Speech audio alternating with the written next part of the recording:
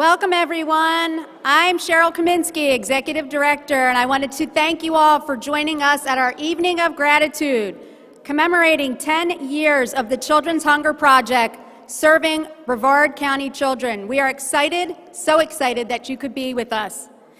It's so befitting for me to be here in this room at St. John the Evangelist on this evening, as this is the very room that I first heard of the Children's Hunger Project almost 5 years ago.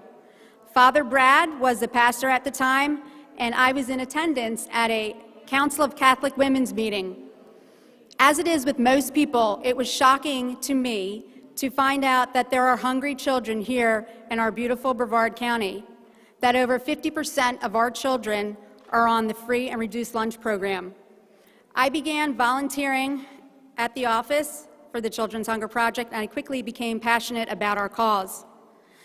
Imagine the horror that it is to hear stories like children not wanting to go home on the school bus on Fridays because they know that there is no food for them for the weekend. Or that a dad is living in a storage unit with his 3 kids because there's no place else to go, and his kids need our food to help for the weekend. Or a mom who has left an abusive relationship with her 3 children and $200 in her pocket. Or that another guidance counselor is calling our office, pleading for more weekend food for students in her school. Or a little girl whose mom works hard to support her family, but there's extended family living with them as well. An aunt, an uncle, 3 cousins, and mom is the only one who's working. So sometimes the little girl goes to bed hungry at night. The Children's Hunger Project offers hope to these children, the innocent ones caught up in tough situations. And we hear of the appreciation and relief to all of these kids. We hear of the results that a small package of food provides to a child's well-being and self-esteem, and are thrilled to hear how years later, the children that have received our weekend nutrition are doing well and graduating from high school and giving back to the community and other children that were in those same shoes that they were when they were younger. There is nothing like hearing from a parent who had come upon hard times, had received our assistance, and now is back on their feet and giving back to us. Tonight is not about a glitzy award show with trophies for all and a lot of entertainment, although I do enjoy hearing Sheriff Ivy tell his stories about how donuts are really power rings. We are humbled by what we have to do. We have to provide basic nutrition to the children of our county. We began 10 years ago at one school feeding 27 children. We are currently serving 45 elementary schools and over 2,000 children weekly, while the need continues to increase. Tonight, it's about taking a moment during this busy and uncertain time to just say thank you to all that help us to feed the innocent children of our community and to share the stories that make us all the Children's Hunger Project. It is because so many stories like this that was mentioned previously that it all began 10 years ago. Here to join us tonight is a gentleman, our founder, who had the insight, the dedication, the desire, and drive to start us all on this journey to help feed our hungry children. Let me introduce you to Mr. Bob Barnes.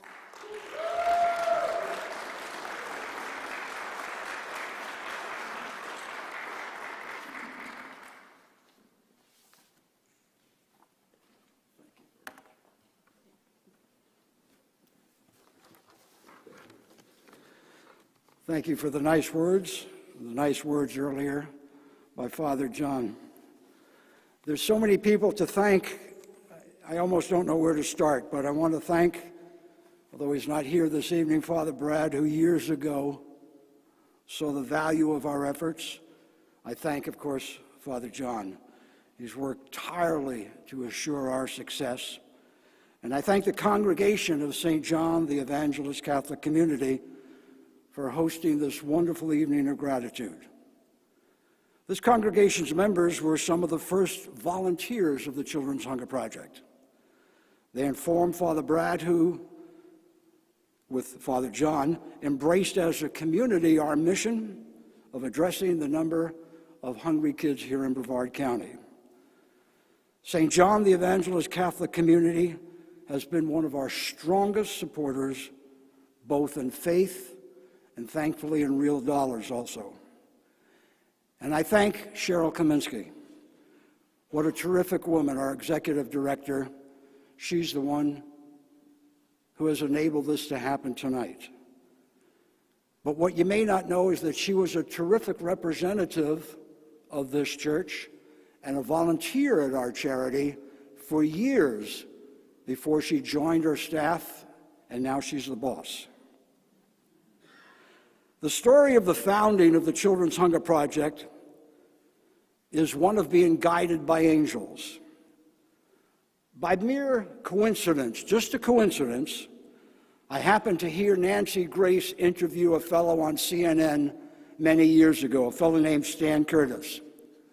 And Stan was the founder of a charity in Louisville, Kentucky.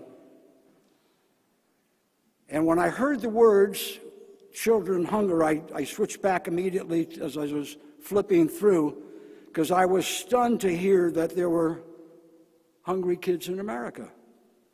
And I was ashamed at the same time.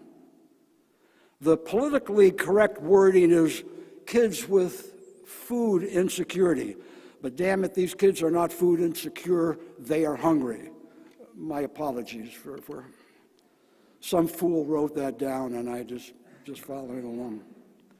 I had spent my entire life not realizing that kids were going hungry in America.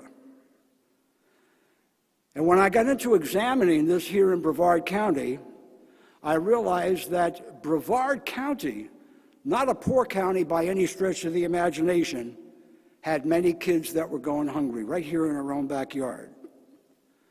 So with the partnership of some poker buddies and friends, Sam Jordan, Johnny Clark, and David Cohn, the Children's Hunger Project was born. 10 years ago today, we became official as a Florida not-for-profit corporation. And from the beginning, we've been guided by angels. The event tonight, thanks to our wonderful host, Father John, and this congregation, is a true testament to the goodness of the people in Brevard County who have stepped up to help our hungry kids. This event also is to recognize over 6 Brevard religious congregations that have steadfastly supported the Children's Hunger Project. But this event tonight is also to recognize a real live angel, Bruce Nelson Jr. and the Bruce Nelson family, who have not only been strong supporters, but they have provided us with a car dealership-sized building that we use as our headquarters in Cocoa. And some years ago, we dedicated the building as the Bruce Nelson Child Hunger Center to honor the senior Bruce Nelson, who had passed away some years earlier. Now, he may be gone in body, but the spirit of love and giving that he and his wife passed on to their children certainly lives on through their support of Candlelighters of Brevard and the Children's Hunger Project. And without the support of the Nelson family, I'm not sure where we would be today. This event is also to recognize Brian Price, an angel who owns the Jersey Mike sub franchises throughout Brevard County, by the way, the best subs in town. Brian Price chose the Children's Hunger Project as his charity of choice during the parent company's annual month of giving each year. And how appropriate is it to recognize his company that sells food and also gives money to buy food for those that cannot afford to eat at one of his restaurants. This event is also to recognize an organization with a similar name to ours called Project Hunger. Project Hunger has raised a tremendous amount of money that has enabled us to provide packages of food for kids in the summer. Dolores Spearman, Dick Bagley, Darcia Francie, Bunny Finney, Johnny Swan, and so many financial supporters of Project Hunger, their charity, have made a tremendous difference in the lives of children through our charity. And no recognition of supporters would be complete without the deepest sense of appreciation to Rob Raines, an angel that heads United Way. Rob recognized early on what we were doing, even before we asked United Way for support. And he made sure that United Way was on the ground floor of the Children's Hunger Project. And Rob, along with Elizabeth Lee, made sure their help would help our charity succeed. And to those I mentioned, and to those that time does not allow me to publicly thank, please know that you have a special place in our hearts and enjoy a special privilege of knowing you are helping kids you don't even know. So why is helping hungry kids so important? Well, you already understand that to succeed in life, you must have a good education. And to get a good education, you need a good foundation. And what's the foundation of a good education? Well, some think it's good schools or good teachers. Dr. Mullen, our honored guest here tonight, would think that, but it goes a little further upstream. Good schools and good teachers are, of course, critical to a child's success in learning. But the basic foundation for a good education, before we even get to those good teachers and the good schools, is nutrition. It's food. Without food and nutrition, no child can succeed in school. So I want to take this opportunity to also thank School Superintendent Dr. Mark Mullins, who has been one of our strongest supporters from the very beginning, almost from day one. The Brevard Public Schools, under his brilliant leadership, does a terrific job of providing a free breakfast and a free lunch every school day. But you see, that's only a portion of the nutritional needs of a growing child. On weekends, that breakfast and lunch doesn't exist. So thank God for the benefit of food provided by the Children's Hunger Project.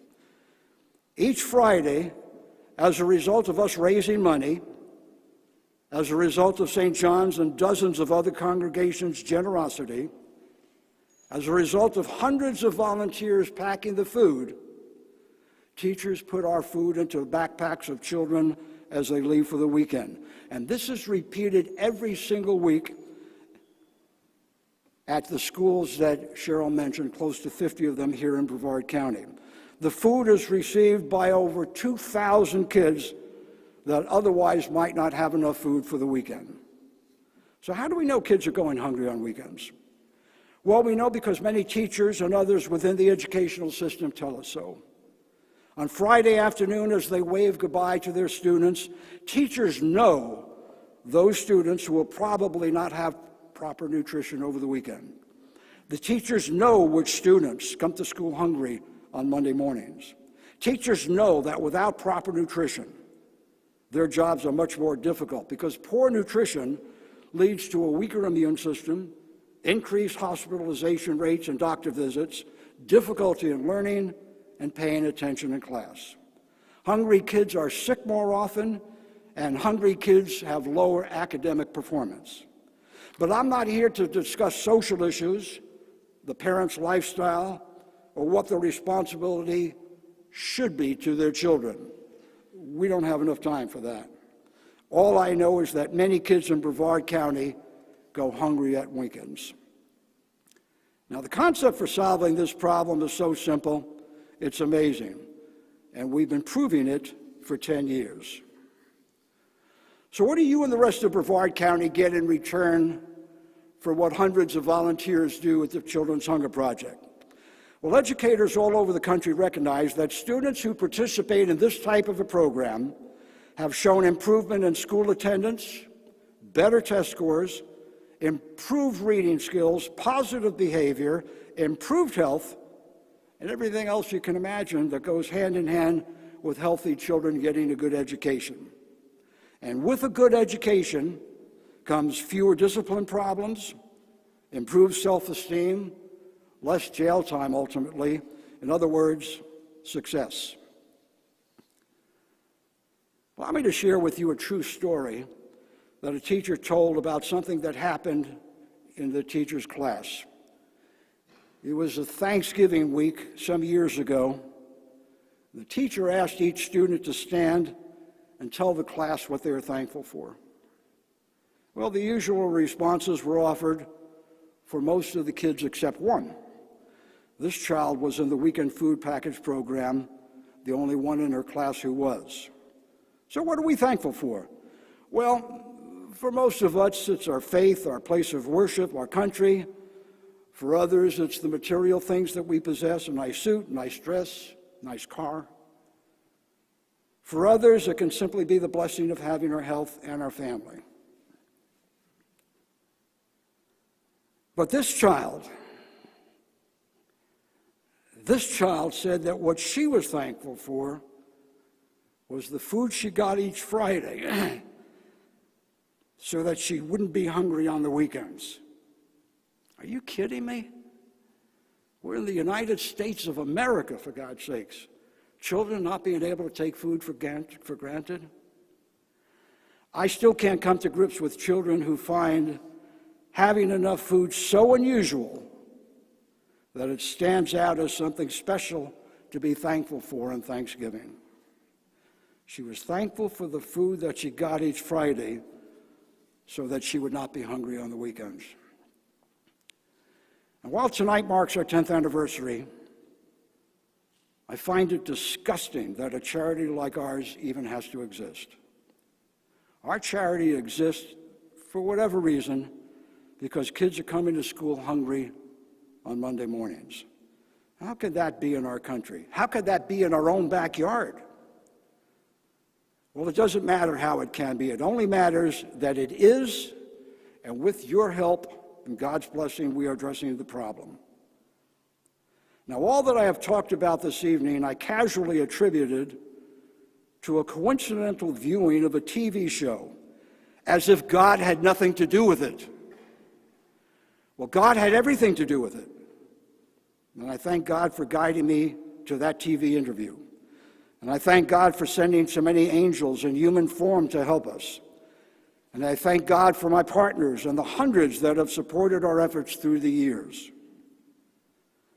Father John, thank you so much for this wonderful evening and for all you have done with your congregation members to help hungry kids. To those viewing and those in our audience, I thank you very much from the bottom of my heart for supporting the Children's Hunger Project. Thank you.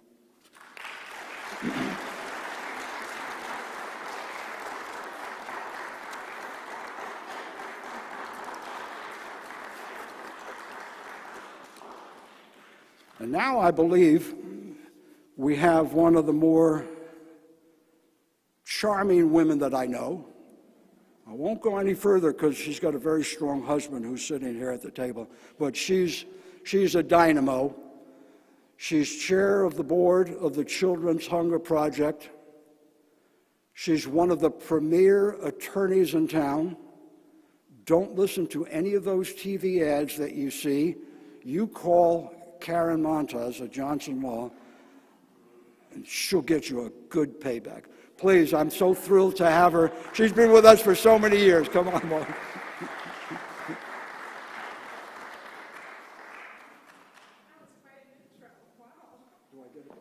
Yeah, I need to have you just walk ahead of me all the time.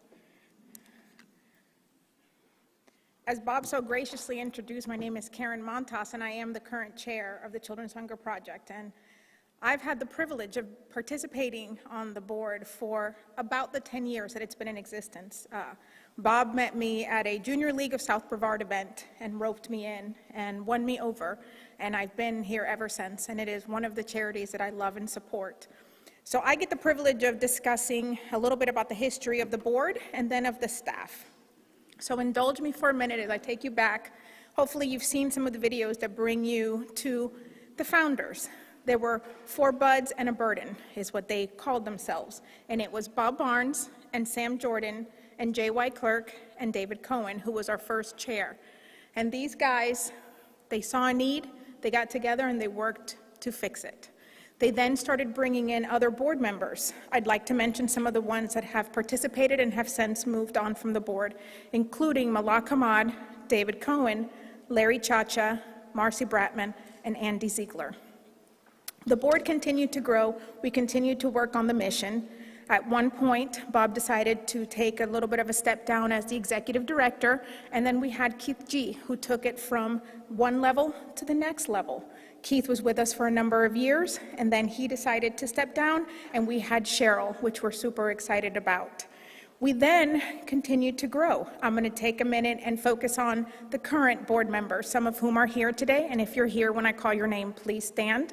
There are some who are watching us through the video because of the obvious COVID restrictions that some we have to deal within. So we have Shayna Marshall, Kendall Moore, Summit Shaw, Rosie Oja, Amy Boyson, Jonathan Reed, David Dishler, Michael Ballard, Summer Kalon, Ben Malik, Megan Anderson, Edna Wilson, Ryan Firth, Katie Campbell, and Dolores Spearman. This team, along with me, we meet monthly to discuss the growth and the benefit of the organization, and I have to say it is a privilege to serve alongside this team. They love the community, they love what we do, and they love the mission and the growth that we have and that we see. So thank you to each one of you for participating, and if I could ask for a round of applause for our board of directors.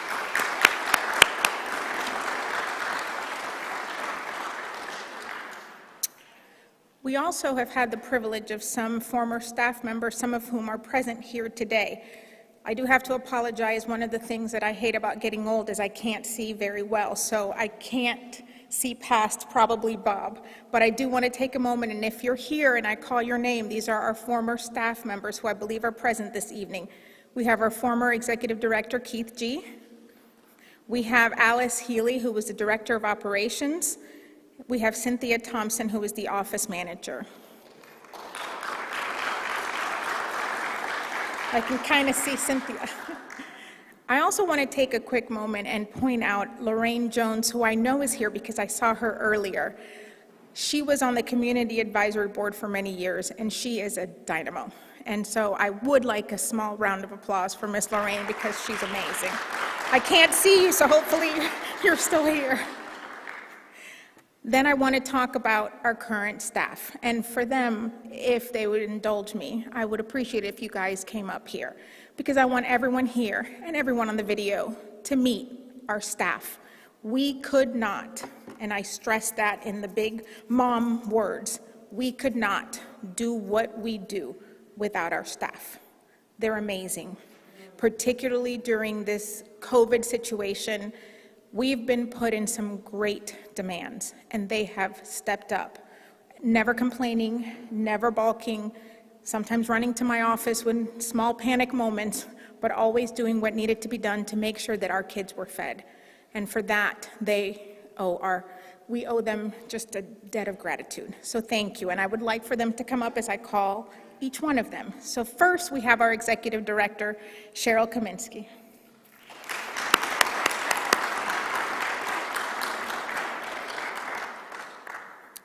Next, we have our office manager and grant writer, Lori Molnow.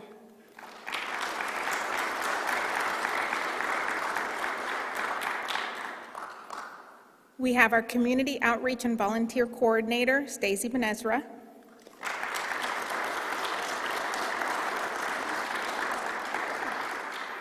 And our operations manager, Tammy Shelley.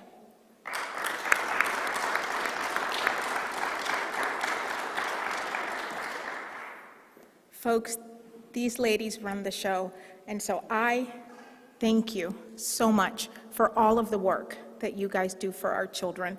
We could not, and we know it, we could not operate without you, so thank you and God bless. And Cheryl, you get to stay up here. Thank you, guys.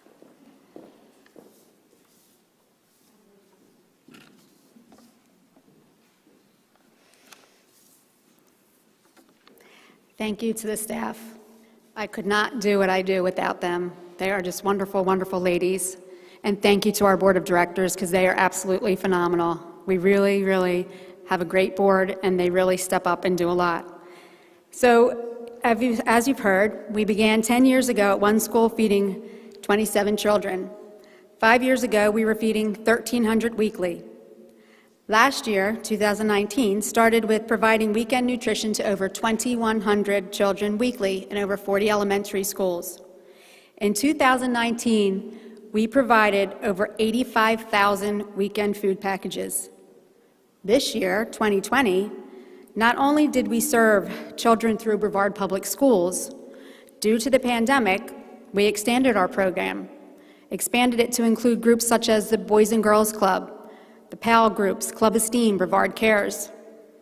The summertime brought additional needs, and through discussions with Housing and Human Services and our Board of County Commissioners, we expanded even further to serve needs through emergency services. We have provided over 200,000 packages of weekend nutrition in 2020.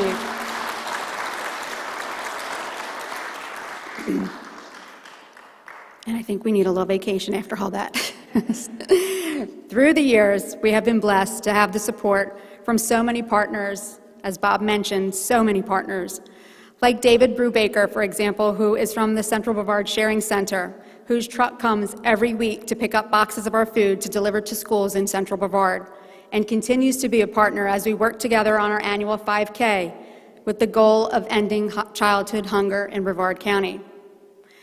We are blessed with partners from Project Hunger, as Bob mentioned, Dick and Bunny, Dolores and Johnny, and their desire to fill the need of solving weekend hunger in the summertime while promoting literacy and preventing the summer slide. We have been so fortunate to work alongside the United Way to provide our weekend food packets to those children in need attending Brevard summer camps through the United Way's Feed and Read program. Thank you to the United Way, and Rob Raines and Emma Reynolds are here with us tonight from the United Way. Thank you guys, we love you. We have many partners, and we are thankful for our friends at Powerhouse Planning. They have helped drive our marketing and communications efforts. Thank you to Jessica and Jennifer and all of their team. They have been a wonderful support this year for us. This year, 2020, saw increased partner assistance as all of us have been challenged on so many levels. The Children's Hunger Project began our pandemic plan with the goal to feed as many children as we possibly could, and then Keith left. During the early days of the pandemic, children were remote learning.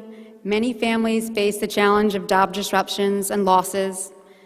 The demand increased overnight and changed weekly. We stood alongside Brevard Public Schools as they began to distribute food to all children in need daily through mobile pickups at the schools and remote distribution. We had our volunteers picking up food packets every Friday from our office and heading out to every school location distributing our weekend food packets. We had thousands of packets being packed in people's homes so that we could keep up. Our weekly distribution of packets during that time went from 2,400 to almost 6,000 a week, and our food budget went from 9,000 to 23,000 weekly. While the Children's Hunger Project stepped up, so did our partners. We cannot thank enough the help that we received from Cisco sourcing food from all over to meet the increased need. Our friends at Community Foundation for Brevard, Space Coast Health Foundation, and the United Way developed the Brevard COVID-19 response to provide additional funding for those who are so in need. Thank you again, so many for your continued support.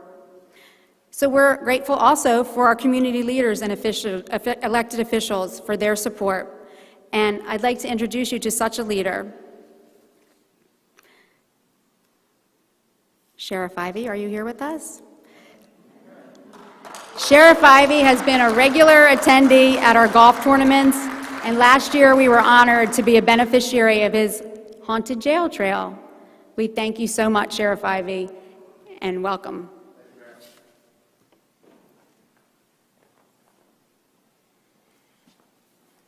All right, so I know what everybody's wondering. Where's Junie? He's in the back. He's over there. We have to keep him away from the food. Still working on that part of his training, but I'm going to start out where I always do, and that is to say thank you for allowing me to serve as your sheriff. I love this job. I'm surrounded by an amazing, amazing team at the Brevard County Sheriff's Office, and we're surrounded by an amazing community. And that's what I'm here about tonight, to talk about just how amazing this community is. how amazing this organization, the Children's Hunger Project, is. You know, I was listening earlier as Bob was up here, and I was thinking about how he first forced me into helping the Children's Hunger Project. You can't tell him no.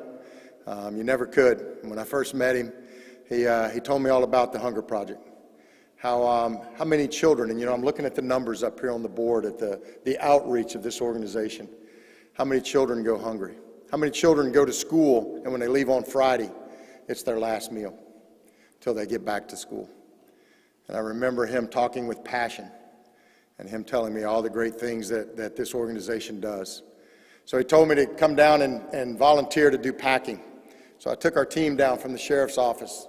We went down and we did packing. And I will tell you, I've never worked so hard in my life. They absolutely had a line going, a process line.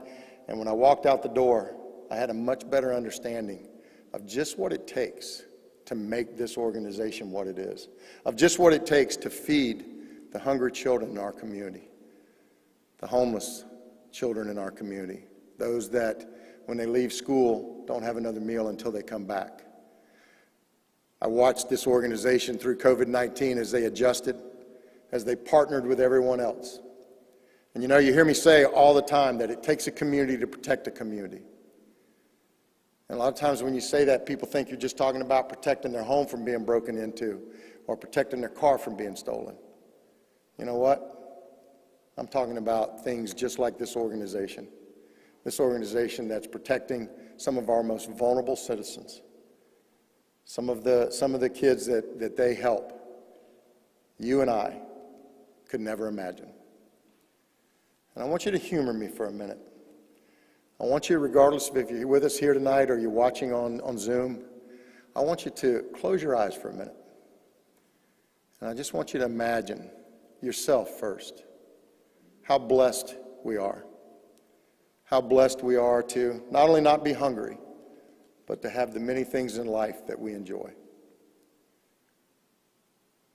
As you sit there and you think about yourself, whether it was at Thanksgiving or whether it was just at the meal we just had, now I want you to shift gears, and I want you to imagine that small child that when they close their eyes, they're trying to not think about being hungry. Imagine the small child that doesn't have the many blessings that we have. And so when people ask me why I support this organization so much, it's because of that. It's because of that thought. It's because I know that Brevard County is an amazing place, and that we not only give from the heart, but we work from the heart through volunteerism, through opening our wallets and being able to help organizations like this one. That's what makes us so special. When we close our eyes, we think about our blessings. When a hungry child closes their eyes, they think about their next meal. So tonight, I'm asking you to open your eyes. And I'm asking you to roll up your sleeves. And whenever you think you can't do any more, whenever you think you can't give another dime to an organization to help, or you can't volunteer another hour, or you can't, from your company, give something else to help, I'm asking you to close your eyes and imagine being that child. Because that's the game changer for us. That's what makes the difference. To the amazing staff, the volunteers, so many volunteers that make this happen. To our county commission who sees the need, to all the businesses, I say thank you. I say thank you for caring about this community. You know, when you look at what we've gone through, nothing much different than what the rest of the country, the rest of the world has gone through since the COVID-19 pandemic. But if you really think about how Brevard County works, it's because of the partnerships that we just talked about. It's because of the friendships that we have, and it's because of the relationships. So we need to make sure that we continue to build those, to foster those relationships and partnerships and friendships.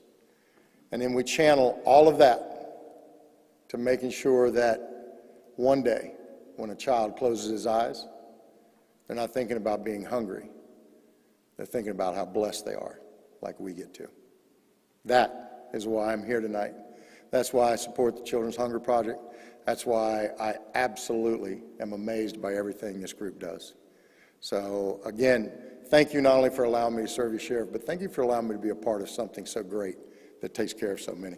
Have a good night, everybody.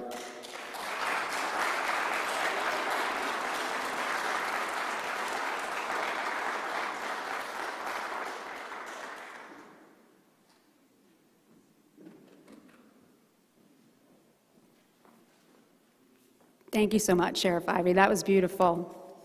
I have to wipe my tears because so inspirational. All right, the next gentleman I'd like to introduce is another wonderful leader of our county, Commissioner Brian Lober. Brian and his wife, Rebecca, have lived in Brevard County since 2011. Since adopting their one-eyed rescue dog, Winks, Brian and his family decided to make their forever home here in Brevard County. Brian is the only attorney serving on the Board of County Commissioners. He served as the 2016-17 president of the Brevard Bar Association, the youngest individual on record to have served in such a capacity in the organization's 64-plus year history. Commissioner Lober.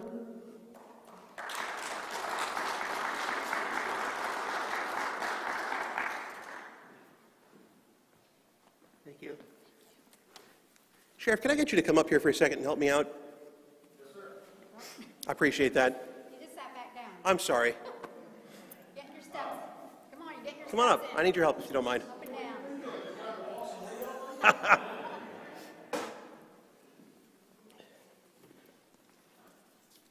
So, Sheriff, they asked me to read this today. This was a resolution that we passed recently at the December 8th Board of County Commissioners meeting. That's a lot of words. Basically says what you guys have already heard, that you guys do great work. You know that better than me just sitting here rattling that off could really convey. Could you hold that for me? I got it. I appreciate that, sir. So, while I was sitting here, I heard a few things that were interesting. I heard that your volume of service has multiplied since COVID struck. Obviously, that's something that really is putting folks in a bad position. So rather than me sitting rattling that off, I think as nice a gesture as that is on behalf of the county commission, we need to do a little more than that. Each of the 5 county commission districts was given $5 million to delegate largely as they saw fit within certain restrictions. I was sitting there next to Karen, going through my little packet here to see what was there, and they had a contribution sheet here, and they had some different options in terms of what you could contribute. And I've been trying to look to see what we can really do to effectuate some change in the county. Obviously, there are a lot of different organizations that compete for a limited pool of funding.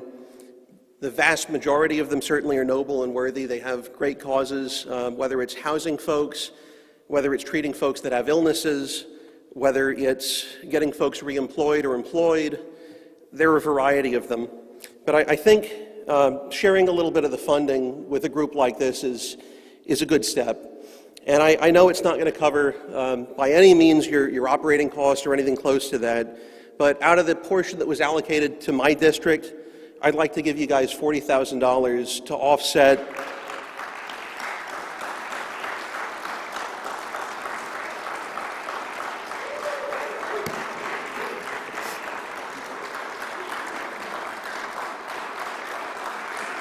Y'all don't have to stand up. I already made the sheriff walk up here. He did all the exercise for you. It's all right. But to offset any sort of COVID-related costs that you all have, so whether it's increased service volume, whether you have to drive meals to folks that are doing the virtual school, whatever it may be, that's going to be made available starting in January. So I hope it helps you all at least a little bit, and I want to thank the sheriff as well for being my Vanna White over here. Thank you all. Good job, Commissioner. Thank you, sir. Are you willing to give this to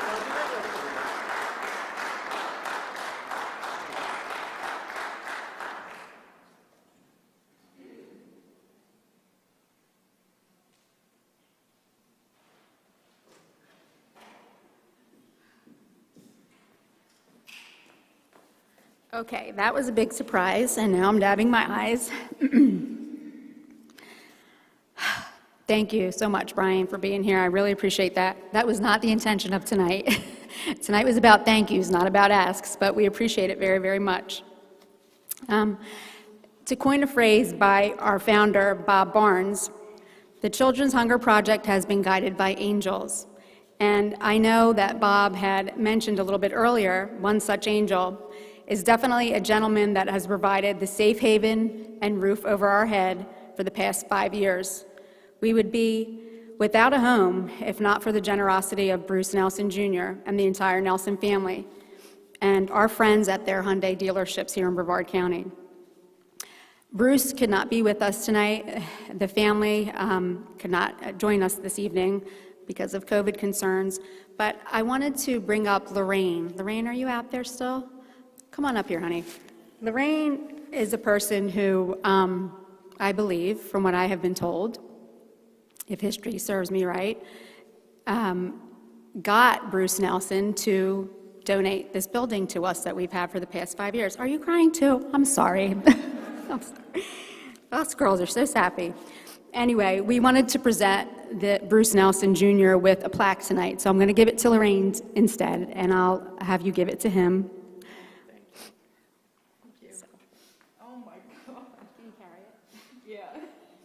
So it says, with sincere appreciation, Bruce Nelson Jr., for your support of Brevard County children through your donation of the Bruce Nelson Child Hunger Center. Wow. Beautiful.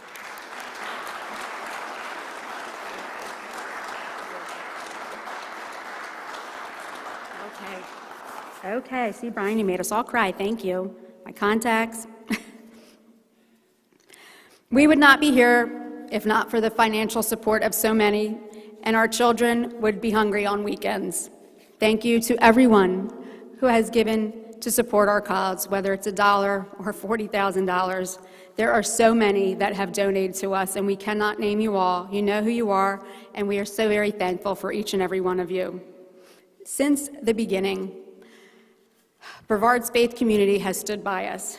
St. John the Evangelist, for example, has hosted many events for us. 3 years of walkathons, where our little children of our parish were helping to fundraise by walking laps on the church property and enjoying a parish cookout afterwards.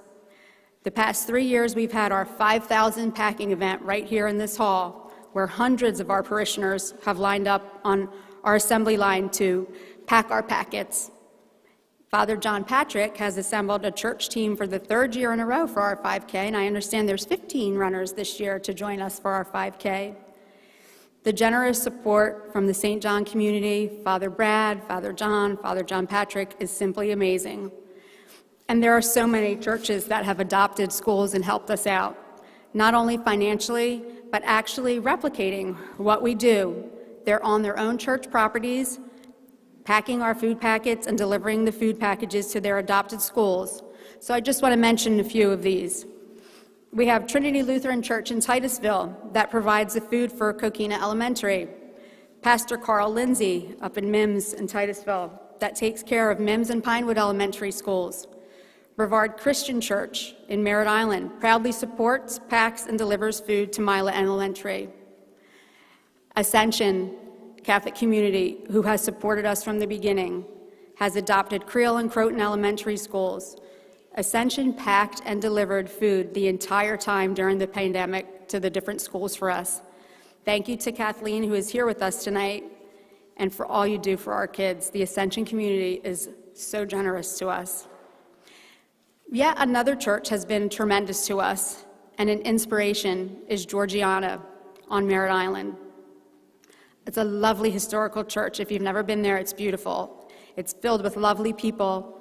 Pastor Corky Calhoun and missions pastor Chris Rodriguez could not be here with us tonight, but they send along a message to us all. They too have been packing the entire time during the pandemic and delivering food to schools. They support Cambridge as well as some other schools. Do we have the video ready, Gavin?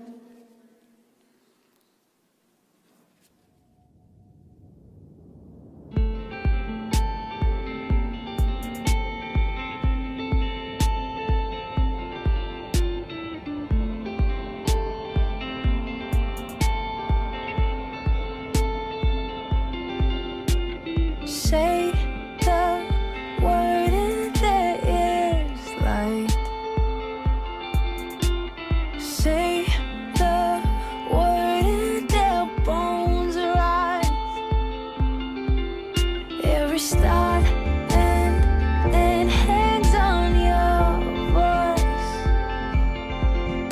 For your word never returns void.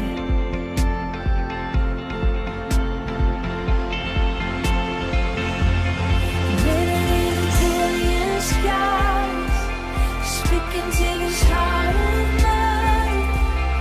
All the earth with all creation, hanging on every word that you've spoken, and it will not be shaken. Clinging for love to all your promise, hanging on every word that you say.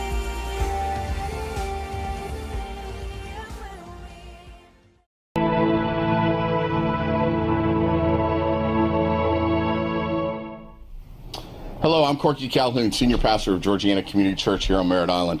It's such an honor and a privilege for me to be able to be with you tonight and to celebrate the anniversary of Children's Hunger Project. Our church has been blessed over many, many years to be a part of the great victories that Children's Hunger Project has had in our community.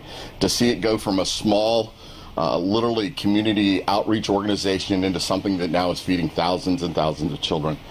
Just this past year, Georgiana has been blessed to not only support the ministry with packing and delivering of meals every week, but also financially to support the purchase of meals. We count it a tremendous honor to be a part of this great ministry to our community. One of the things that I've said every year that I've spoken at Children's Hunger Project Luncheon is that this issue of hungry children in our community is literally the most solvable problem we have. Literally, it could be erased overnight if the community got together and said it's unacceptable to have hungry children in our community. So we want to challenge you all tonight. You're here, you already love kids, but maybe the challenge is for you to challenge the business next door or your neighbor next door to be involved and to be a part of that. Again, I think if the largest corporations in Brevard, if 100 churches got together and said this is inexcusable to have hungry children, then we could solve this problem in our community. So I challenge you to be a part of that. One of the things we say at Georgiana all the time is we do for one what we wish we could do for everyone. And so that's our challenge to you tonight. So happy anniversary, Children's Hunger Project. Thank you for allowing us to be a part of such a great blessing in our community. Have a great night.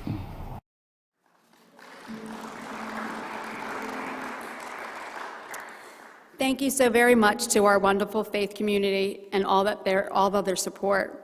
There are so many more than these few that we have mentioned.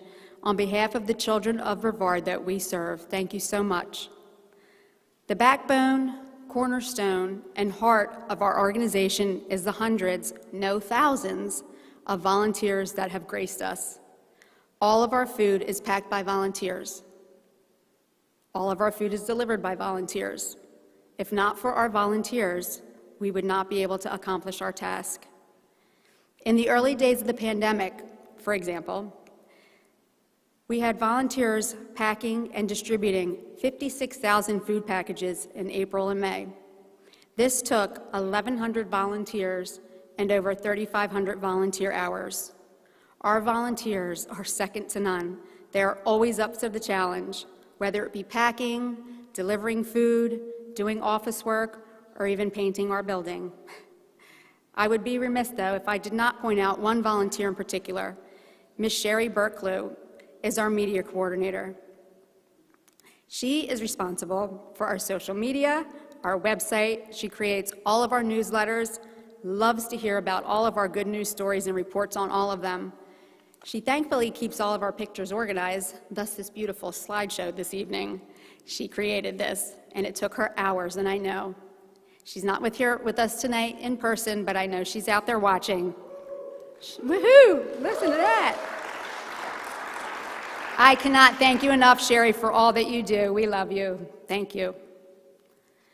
As far as volunteers go, recently, we've lost 2 of our wonderful volunteers who were so very, very passionate about the Children's Hunger Project. Rest in peace, Tom Schwartz and Gio Roper. Gratitude is just not saying thank you. It's that warm, fuzzy feeling that goes along with the appreciation that you have for those that you are thanking. Our volunteers pour so much love into the Children's Hunger Project.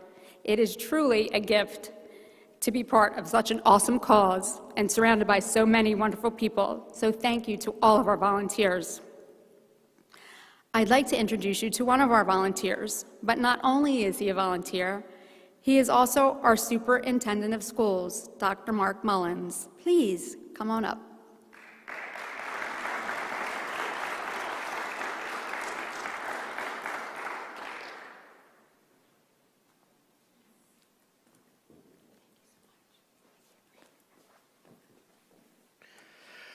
What a great evening.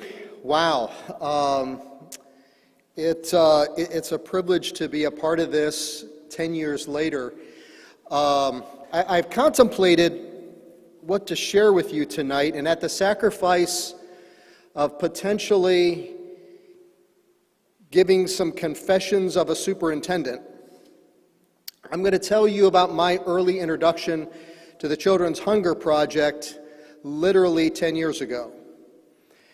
Because you see, I was the area superintendent here, blessed in Brevard, grown up through our school as a teacher and administrator, and I was a young area superintendent in charge of the schools in the south part of Brevard. And one of my principals, Linda Piccolella, you've heard referenced one of our elementary schools, and no one has said which one it was, so I hope it's okay if I do, Bob, but Riviera Elementary School. Linda had been the principal there for years. She called me one afternoon and she said, Dr. Mullins, I really would like to invite you to come to our school in a couple weeks. We have a community member who wants to feed kids on the weekend. And we're going to launch this project at our school. And I said, okay, sure, I'll come. But I responded with admittedly some skepticism. And I wondered and I contemplated on, wow, I was no stranger to the need of kids who are hungry across our schools, as our principals and our teachers see it all too often. And I thought, gosh, I hope this isn't another well-intentioned individual who is going to give some kids some hope, and then it's going to fall on the schools to follow through and be there for the kids. So I went to this event on I believe it was a Thursday afternoon in anticipation of providing meals on Friday. And I was introduced to a gentleman who exuded enthusiasm and confidence and vision and determination. And I'll do my best to describe his business plan, his business model to you. See if I get it right. Now you see, Mark, it's like this. We see a hungry kid, we feed a hungry kid. That's it.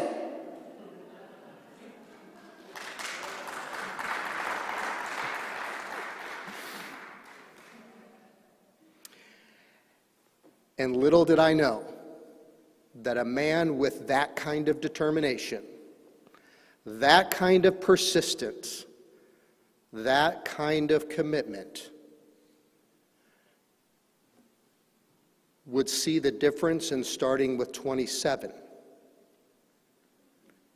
And we'd be here 10 years later feeding thousands.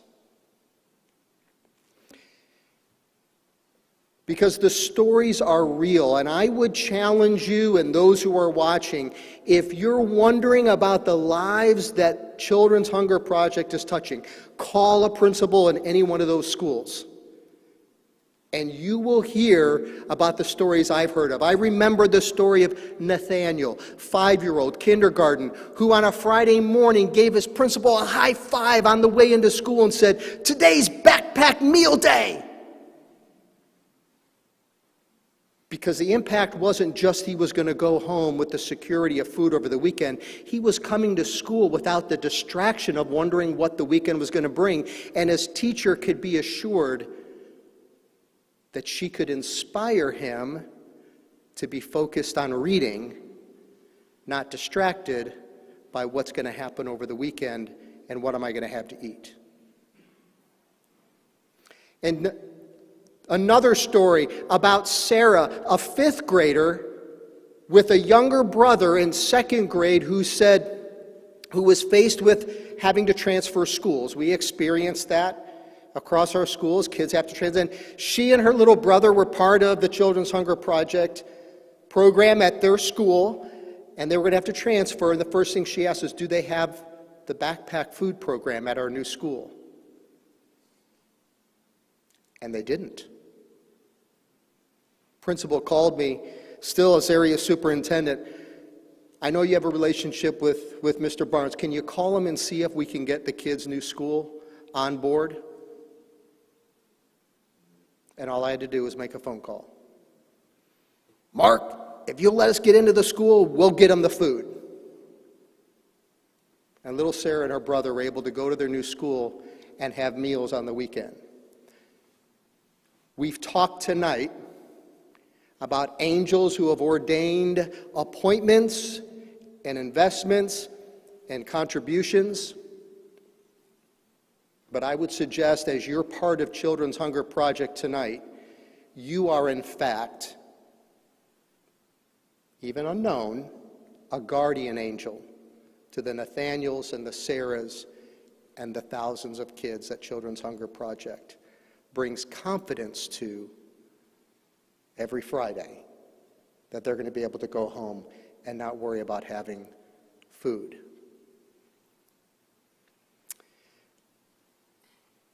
My skepticism 10 years ago has grown into an enormous confidence as I've had the privilege as superintendent to travel not just South Brevard, but from Micco to Mims,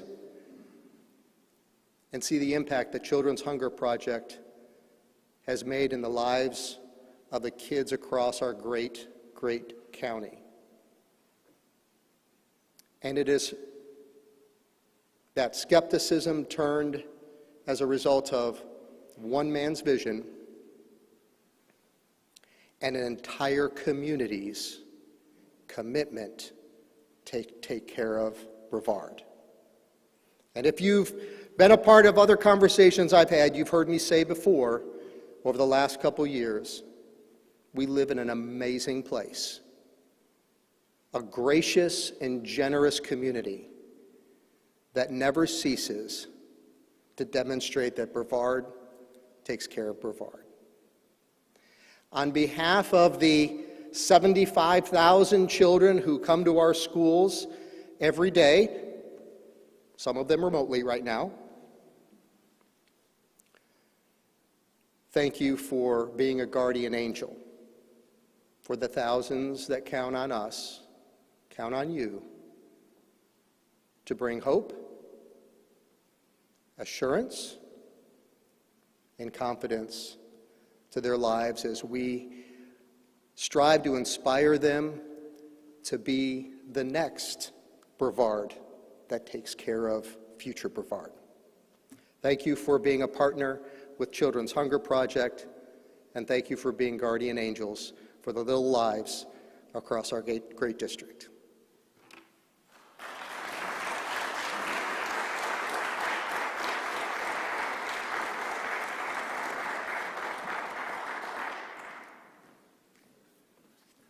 Thank you so much, Dr. Mullins.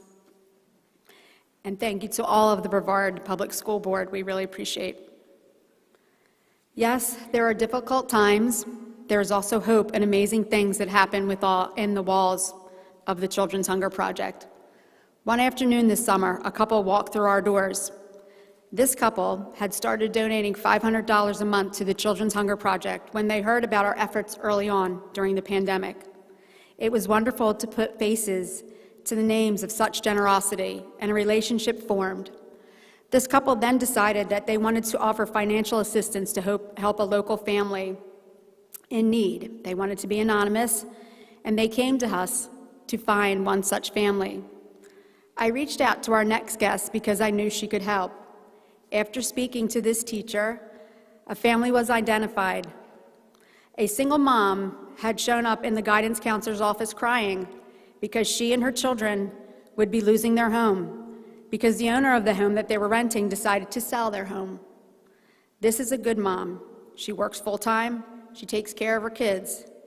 She was asking where she could legally park her vehicle where they would be living until she could save up first month, last month, and security deposit, totaling about $3,600. She had a very specific plan in place to save and would just need to live in her car for a month or two with her children. Imagine that. Again, we've been guided by angels. And this wonderful anonymous donor came through with the $2,400 that this mom needed to be able to move into a new home immediately. This teacher that I'm about to introduce went above and beyond to assist this mom and to make our anonymous donor aware of her story. And we're happy to say that this family is now enjoying the holiday season in their new home and not in a car. This teacher is amazing. She is a teacher of gifted students, partners and education coordinator, coach of Special Olympics. Please welcome Barbie Miller from Palm Bay Elementary School.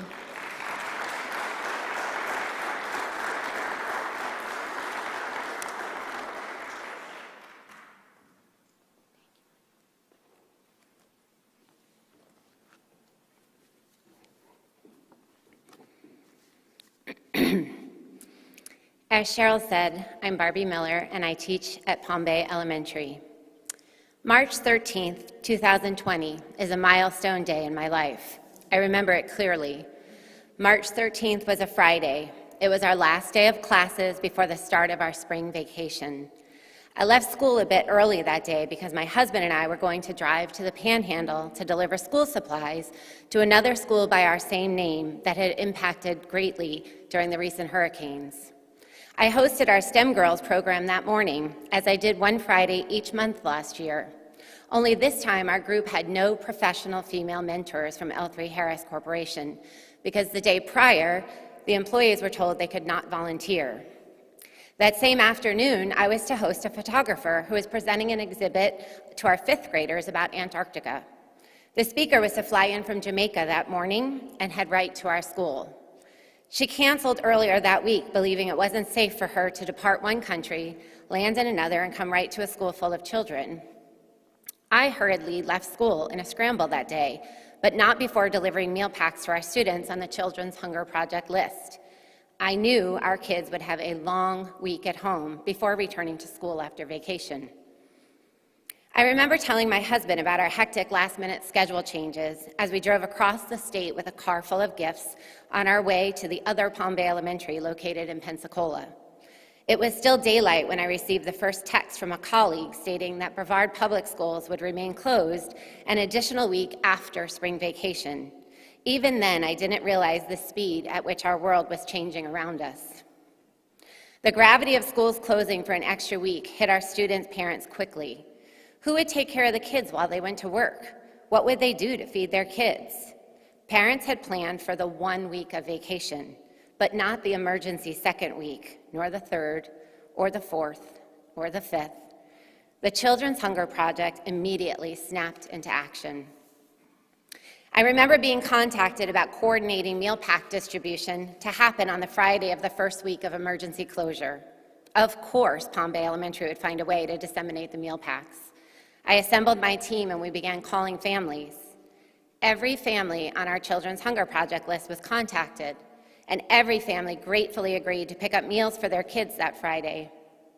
The week wasn't even over when schools were closed longer. Parents continued to wonder who would take care of the kids while they went to work. What would they do to feed their kids? The Children's Hunger Project stepped up. The Children's Hunger Project committed to serving meal packs every Friday during school closure. So my team stepped up too. Every Thursday, my husband would collect the meal packs from the facility in Cocoa, and every Friday, my colleagues who are friends would meet me at school to distribute the meal packs. This went on for 24 weeks. The Children's Hunger Project was literally a lifeline for families from March through August when schools finally reopened. I've been proud to teach at the same school in Brevard County for nearly 25 years. In addition to teaching, I'm the community liaison and the partners and education coordinator for my school. These roles brought me in contact with the Children's Hunger Project 9 years ago. I just shared a story we all know too well, the story of 2020. But the Children's Hunger Project was an integral part of our school culture before March 13th of last year, and it continues to be a lifeline today. I'm quite proud of the organizational system we have in our school. We have the process of distributing meal packs down to a science that works. The meal packs are delivered once a week. Our school security specialist meets the truck on our lot where the meals are unloaded and then brought into the building. On Friday, the meals go home. Each week, 110 of them. I've enlisted a team to help with this task. 8 staff members are each assigned to one grade level. That person collects their meal pack allotment and delivers to the recipients. The children are called one at a time to our back pods where the staff member can hold a quiet, private, one-on-one check-in. Our entire staff knows they may nominate a child at any time, and one child recommended from a household means all children in the household join the list. Some children ask to be added to the list. When I was asked to speak tonight, I reached out to a few colleagues for stories to share. Some of their replies were exactly the stories I was hoping they would tell. One young man with special needs loves the weekend, and he counts down the days until Friday each week. When the meal packs come on Friday, he gets so excited and starts yelling, "It's the weekend!" He checks his backpack several times during the day to make sure the meal pack is still in there. Each time he repeats, "It's the weekend!" My second story isn't quite so fun. One teacher replied, "Those meal packs saved one of my kids' lives last year from a very abusive home." I spoke to this teacher to learn more. She shared the story of a young girl who didn't come to school for nearly 2 weeks. When she returned, she was coming to school hungry and withdrawn. The teacher noticed she was stashing food from her cafeteria lunch in her backpack to bring home. The teacher was able to send home a secret meal pack in the child's backpack each day until the situation was resolved. When my mom and dad were little kids in New York and New Jersey, they were given an extended school lunch period so all of the children could go home and eat lunch that their mothers prepared. Today's school is so much more than a place to learn. Teachers are counselors, therapists, nurses, coaches, dietitians, cheerleaders, social workers. Our kids need more than an education. They need to feel safe and loved and cared for. They need to be fed. The Children's Hunger Project fills the void between Friday afternoon and Monday morning. I am honored to represent the hundreds of teachers and staff members in Brevard Public Schools who are part of this program. I am one teacher from one school representing hundreds of teachers and hundreds of kids. I am honored to have the Children's Hunger Project be a partner in education to our school. On behalf of Palm Bay Elementary, thank you. If you are listening tonight, I know you have a role in the success of the mission of the Children's Hunger Project. I'm a small spoke in the Children's Hunger Project wheel, and each of you is a part of the same wheel, because we all realize it takes a village to raise our kids. This program is a 10-year success story. Congratulations. 10 years of anything is impressive. 10 years of feeding Brevard's hungry children is immeasurable. Thank you.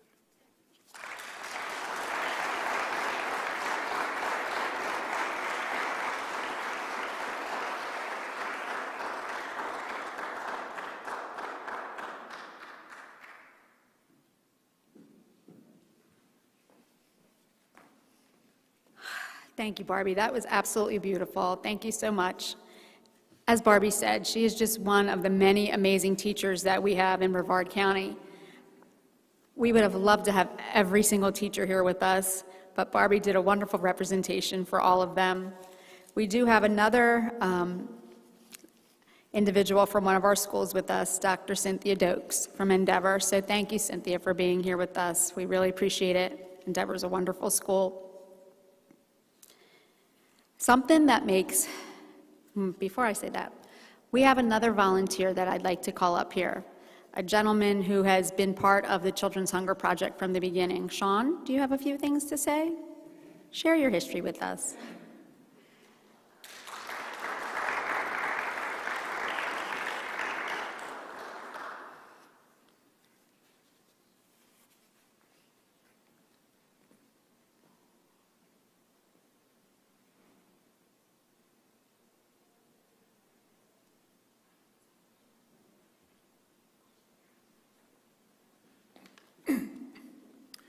Hi, all.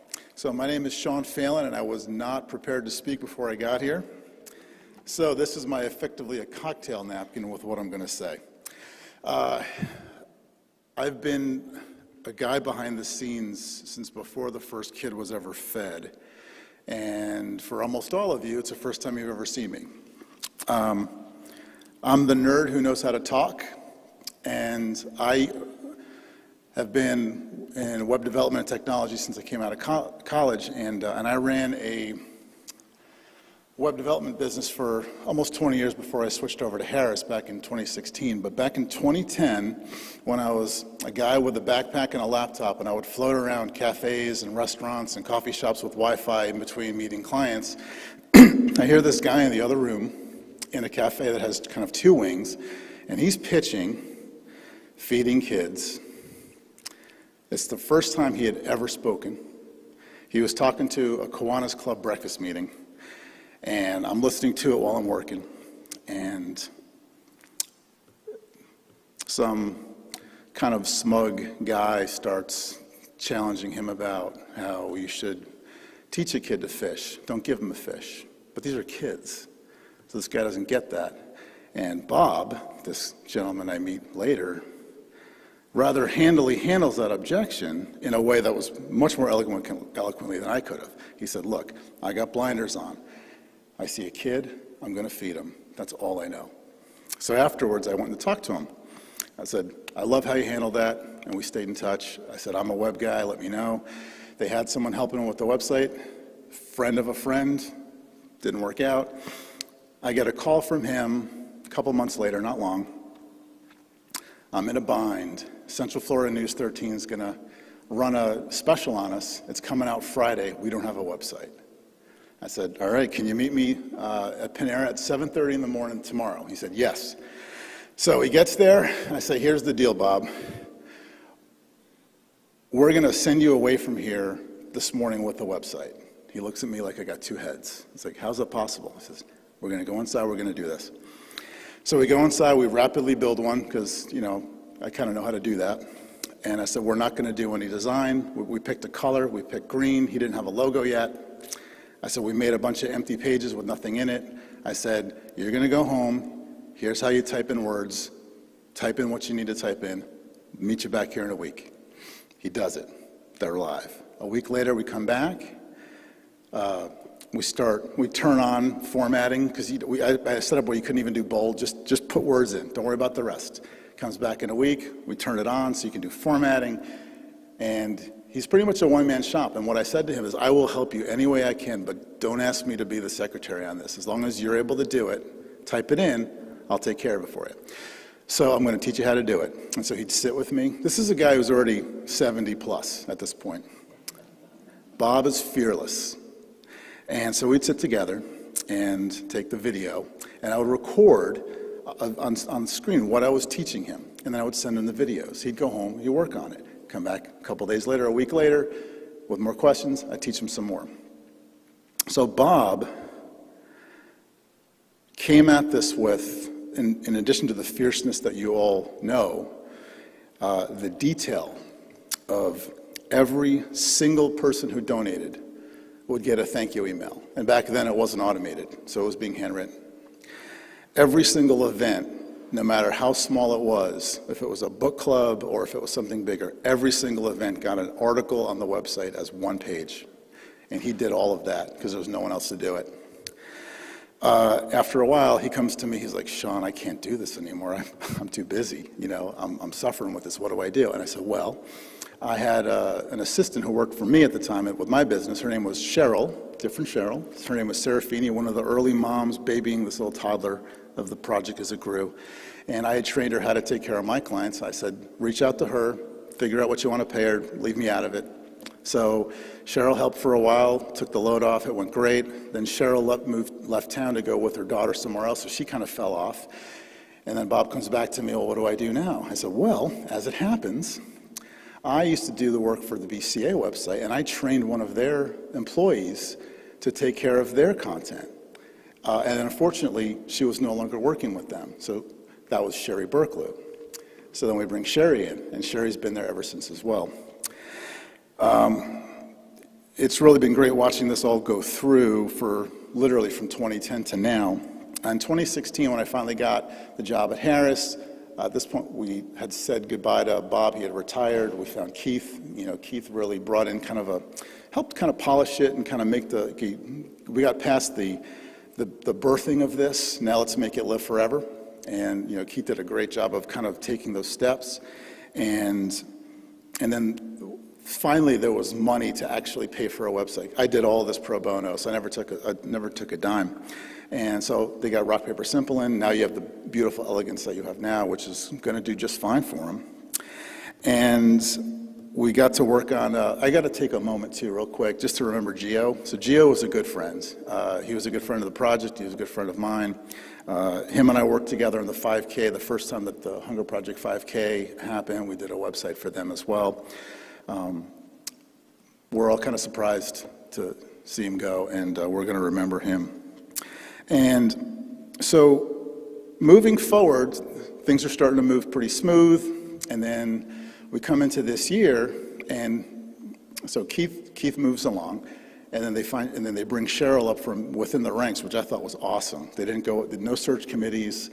We local talent, and we spot it and we use it. And that's kind of been the story of this whole project. It's been you find the talent and you use it. It's almost as much of a slogan as you find a kid and feed him. It really is.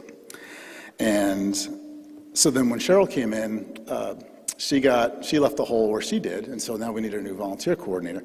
And I happened to have a friend who was just graduating from UCF who wanted to get into this field, and Stacy Ben-Ezra also came in by my recommendation. So I've kind of been the person behind the scenes finding people and connecting them and feeding them in here this whole time. I'm a nerd who knows how to talk to people, and yeah, I can build a website, but that's not really that important here. And more importantly is I get to celebrate this now. So the last thing I'm going to say before I get out of here is, we've heard some people talking about 2020 and COVID and how much this project has had to step up. The reason it was able to do that is because for 10 years it's been training for this year. Y'all have been prepping for this, building on this. Everything that's happened has gotten us to this point, and so y'all got this, which is very clear at this point. The last thing I'll say is I always go back to that day when Bob was talking to that first group and that guy who talks about teaching a kid to fish. I was like, great, have fun with that. So I come from a technology background. We're used to things like Silicon Valley and startups and funding and investors and Facebook and all of that. One of the things that we know is if you're going to build something, you need an investor. If you have a company, you need some kind of seed money, either yours or someone else's. So these kids, the question I always ask to those skeptics is, before you start criticizing anybody, these kids, they're first of all kids. I don't even know why we're talking about this, but think about who invested in you when you were little. The parents, the neighbors, the churches, the schools, whoever it was. You are here because of that investment in you. These kids need investment. It's kind of surprising that it's as basic as food, but that's where it starts. Love being here. Love what you guys do. Thank y'all.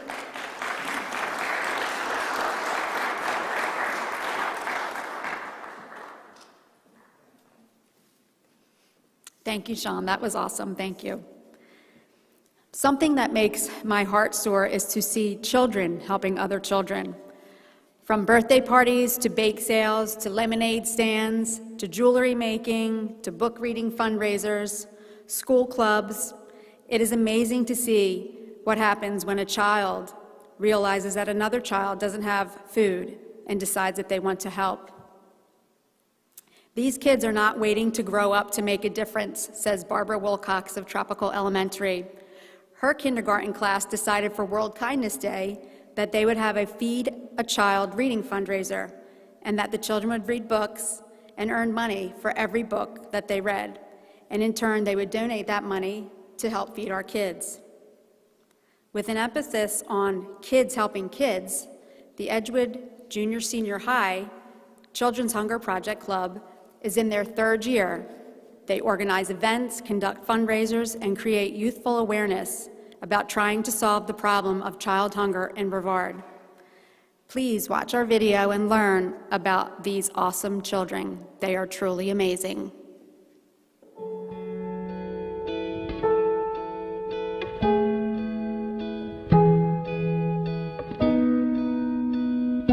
I decided to start this club after going to a Hunger Project packing event and learning about the over 3,000 children in Brevard County who may not have any food at all over the weekends. For these children, their free and reduced lunch on Fridays is often their last meal until free breakfast on Mondays, and I wanted to see how I and our school as a whole could help.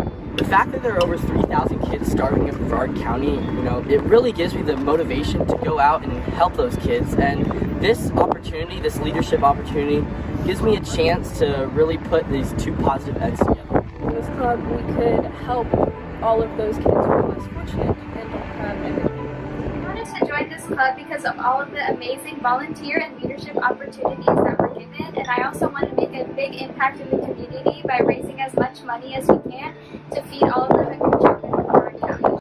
Hi, I'm Ella, and my shirt says I fed a hungry kid.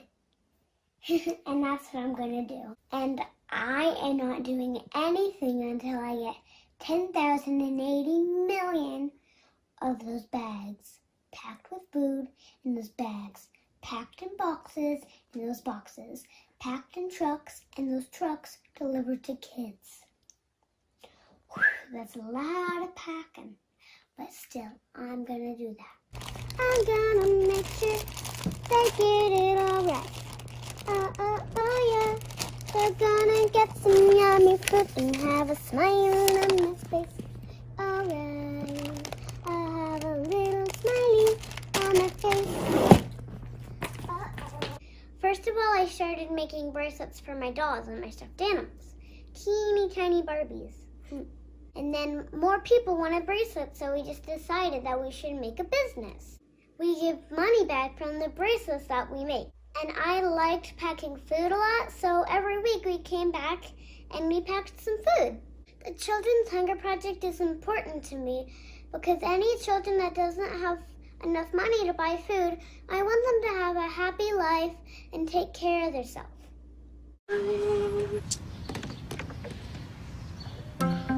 Lift it up, 1, 2, 3, good. Looks great. Yeah. Wow, this looks amazing. Can I help you make a few? Sure. You sure? Uh-huh. Hi, I'm Derek. Nice to meet you. So how long have you been doing this? 2 years. 2 years. So you're an expert. Yes. Can you do one with my name?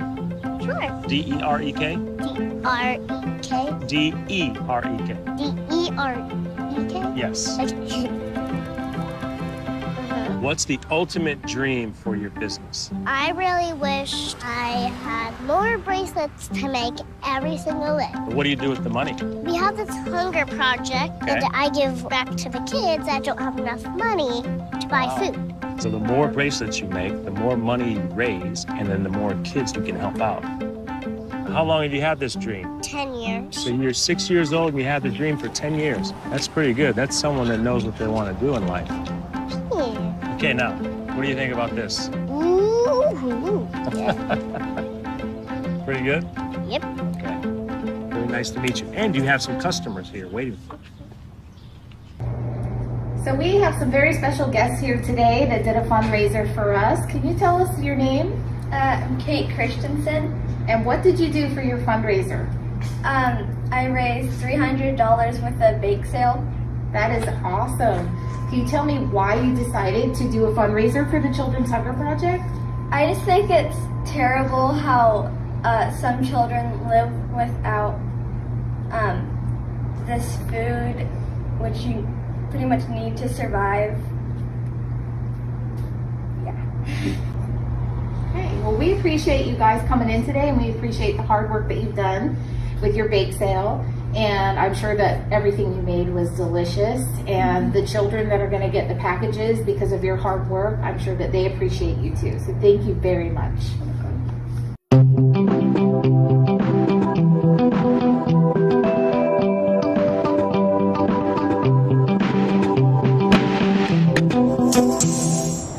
Today we're going to be at the Children's Hunger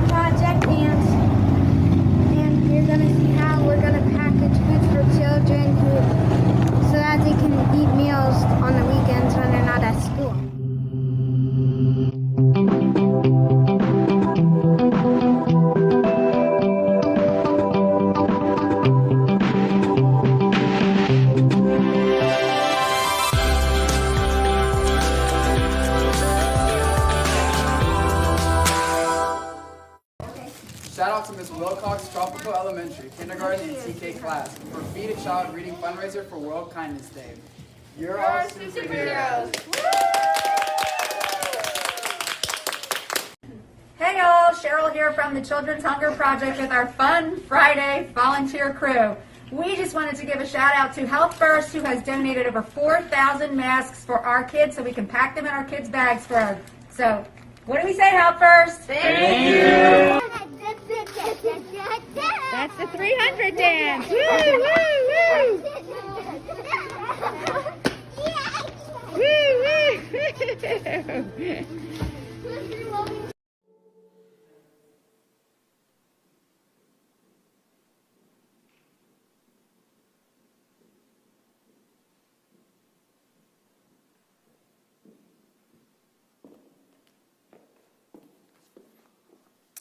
Thank you so much to all of those children for giving back and loving on other children. I personally want to thank the 3 gentlemen that had the position I now have before me, David Cohen, Larry Chacha, and Summit Shaw. Thank the staff. Thank you to our chef and bartender of the evening, Mike and Kurt. Thank you guys so much.